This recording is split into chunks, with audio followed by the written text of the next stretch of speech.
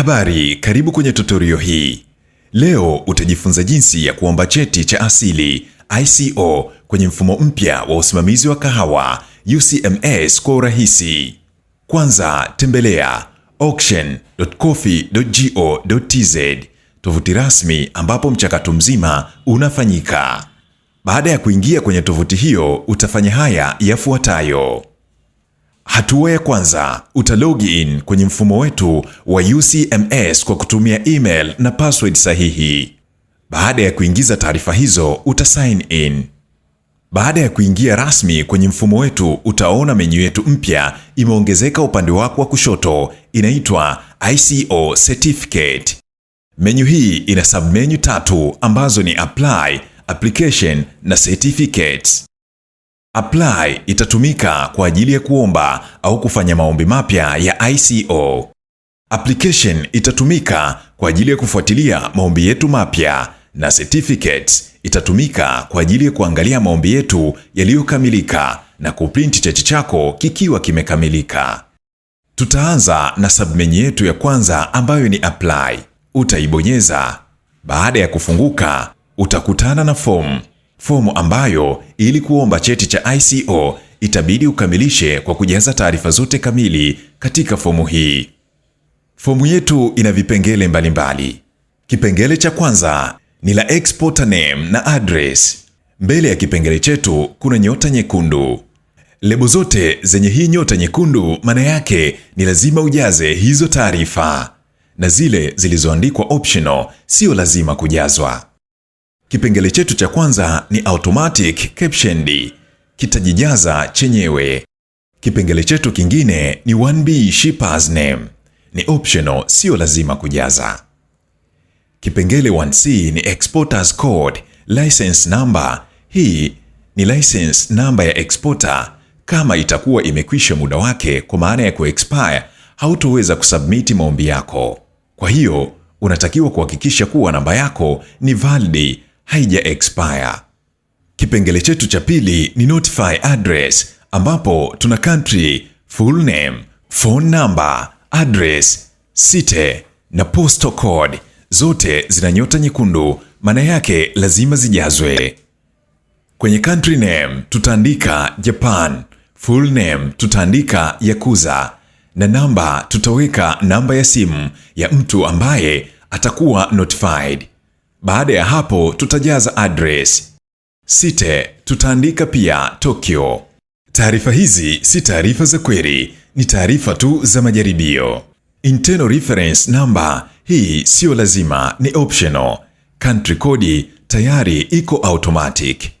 Ikitokea port of shipment code umeandika port ambayo iko nje ya nchi, kwa mfano Mombasa, kwenye code of exit huku Tanzania lazima uandike ni port ipi imetumika huku Tanzania. Kwa mfano hapa tutaandika Horohoro. Serial number ni automatic, hautujaza. Producing country nayo ni automatic. Country of destination tutaandika China. Date of export tutajaza hivyo. Country of transshipment tutaweza kuandika Kenya au Somalia. Means of transport tutaweka C, na name of carry tutaandika MSK. Consignment number, hii ni optional pia.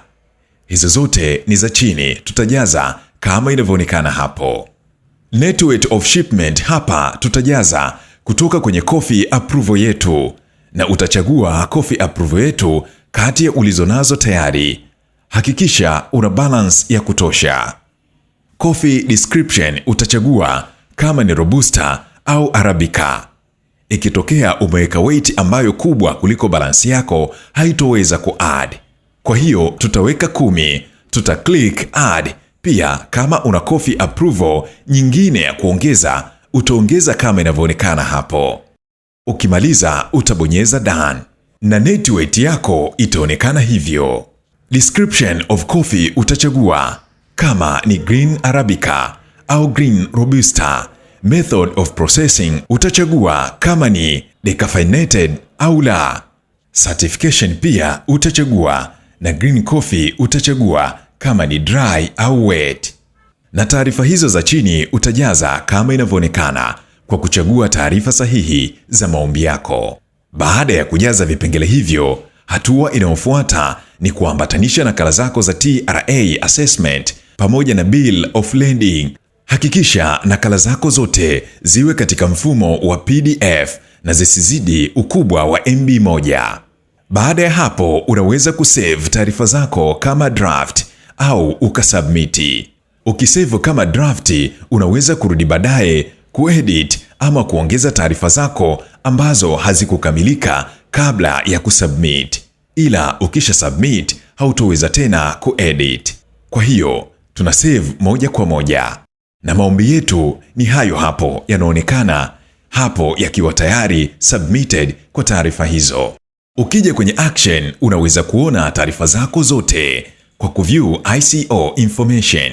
Pia unaweza kuangalia nakala zako za TRA assessment na bill of lading kwa kuclick preview pamoja na copy approval zote hapo chini. Baada ya kumaliza kujaza na kuapply maombi yako ya ICO, utasubiria hatua inayofuata ambayo ni kutumiwa control number na mhasibu kwa ajili ya kufanya malipo yako. Control number hiyo utaipokea kwa kutumiwa email au ujumbe mfupi wa SMS kwenye simu yako ya mkononi. Ukishapata control number, itabidi ufanye malipo. Baada ya kufanya malipo, utamtaarifu mhasibu na baadaye utapokea meseji nyingine ya payment confirmation ambayo itakuwa inakupa taarifa kuwa malipo yako yameshapokelewa. Baada ya kupokea meseji ya control number kwenye simu yako, utakuja tena kwenye submenu yetu ya application. Hapo utabonyeza action then view control number. Hapo utaona control number kwa ajili ya kufanya malipo. Hii inayoonekana hapo ni mfano tu wa document kwa ajili ya majaribio. Ukishaipata control number yako, utaenda kufanya malipo. Baada ya kufanya malipo, utawasiliana na mhasibu kuwa umeshalipa na mhasibu ataingia kwenye mfumo kuhakikisha na kuthibitisha malipo yako. Kuhakikisha na kuthibitisha malipo yako, utapokea ujumbe kwenye simu na email yako kuwa malipo yako yamepokelewa. Hatua inayofuata baada ya kuthibitishiwa kuwa malipo yako ni final approval ambayo imekwisha kamilika, utakuwa na uwezo wa kuingia na kupata cheti chako kikiwa kamili cha ICO ambayo utaipata kwenye submenu yetu ya certificate. Kwa mfano, hapa inatuambia kuwa application yetu imekamilika. Hivyo, tunaingia kwenye submenu yetu ya application na kubonyeza preview na kutakiona cheti chako cha ICO kilichokamilika ambacho kinakuwa na valid QR code kwa ajili ya kuscan na kukihakiki. Na hiyo ndiyo namba yetu ya ICO.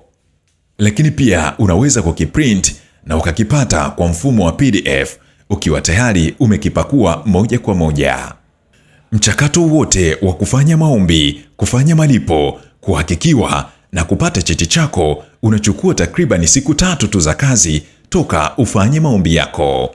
Kwa kufuata hatua hizi rahisi kupitia mfumo wa UCMS, mchakato wa kuomba cheti cha ICO unakuwa kwa haraka, salama na wenye uwazi zaidi.